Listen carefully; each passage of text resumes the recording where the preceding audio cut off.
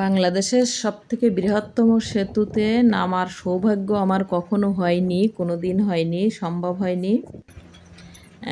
আজ সেটা সম্ভব হয়েছে। গাড়ির টায়ারটা নষ্ট হয়ে গেছে, না হলে মনে হয় সম্ভব হতো না।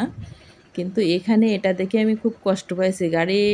গাড়ি থেকে নামার পরে এই সেতুর পাশে আমি দাঁড়াইছিলাম, দেখি এটা নড়তেছে, গাড়ি যায় আর এটা নড়তেছে। এই নাটটা মানে এমনভাবে লাগানো যে এর সাথে সেট হয়নি। তা আমি সড়ক এবং জনপথ বিভাগকে এটা দৃষ্টি আকর্ষণ করছি দেখার জন্য। আর টুঙ্গিপাড়া এক্সপ্রেসকে মানে ধন্যবাদ। যদি গাড়িটা না নষ্ট হতো তাহলে আমার এখানে নামাটা হতো না কোনো দিনই।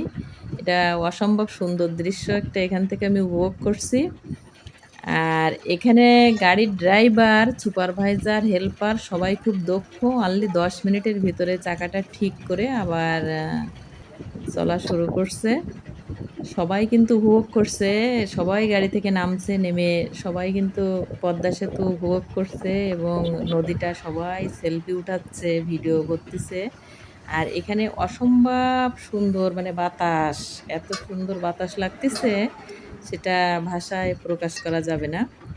কিন্তু আবারও টঙ্গিপাড়া এক্সপ্রেসকে ধন্যবাদ দিচ্ছি। গাড়ির টায়ারটা নষ্ট না হলে আমি আসলে পদ্মা সেতুয় নামা আমার দ্বারা সম্ভব হতো না, কারণ এখানে গাড়ি কোনোভাবেই দাঁড়াইতে দেয় না।